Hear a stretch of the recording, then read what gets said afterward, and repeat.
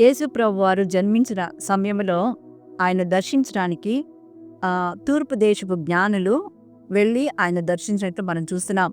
వారు అత్యానంద భరితులై ప్రభువును దర్శించి ఆయనకు గిఫ్ట్స్ ఇచ్చినట్లుగా మనం చూస్తున్నాం. వాటిలో మెయిన్ 3 గిఫ్ట్స్ ముగ్గురు జ్ఞానులు అర్పించినట్లుగా మనం చూస్తున్నాం. బంగారమును, బోళమును, సాంబ్రాణిని. బంగారము ఘనతకు సాదృశ్యంగా ఇక్కడ మనం చూస్తున్నాం. రాజునకు సాదృశ్యంగా చూస్తున్నాం. ఇప్పుడు ప్రపంచమంతా మనం చూసినట్లయితే కరెన్సీ వివిధ దేశాల్లో డిఫరెంట్ కంట్రీస్లో డిఫరెంట్ కరెన్సీ మనము చూస్తాం.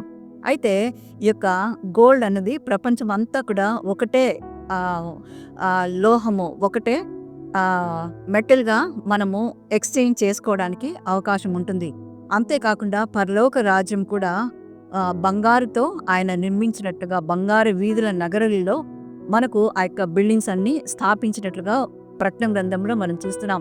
కనుక వారు బంగారు ఎవర్ లాస్టింగ్ అన్నట్లుగా ప్రభువుకు వారు బంగారును సమర్పించారు. సాంబ్రాణి అనగా ధూపము వేసినటువంటి సిచ్యుయేషన్, అది ప్రార్థనకు సాదృశ్యంగా మనం చూస్తున్నాం. అనగా భగవంతునికి ఈ యొక్క భక్తులకు ఉన్నటువంటి అనుసంధానం అన్నటువంటి ధూపము, మనము ప్రార్థన అనేటువంటి ధూపాన్ని ప్రభువుకు ఎప్పుడు ప్రతినిత్యము ప్రార్థనలో గడుపుతూ ఉండాలని ఆ యొక్క ధూపాన్ని సమర్పించారు. బోళము అనగా ఆయన యొక్క పునరుత్థానమునకు సాదృశ్యంగా ఆ యొక్క జ్ఞానులు అర్పించారు. అనగా యేసు ప్రభువారు చనిపోయినప్పుడు ఆయన శిష్యులతో పాటు ఇంకా కొంతమంది ఒక ధనికుడు ఉన్నాడనమాట. ఆయన యేసు ప్రభువారికి ఆ యొక్క బోళాన్ని 40 మనములు సమర్పించినట్లుగా వాక్యంలో మనం చూస్తున్నాం.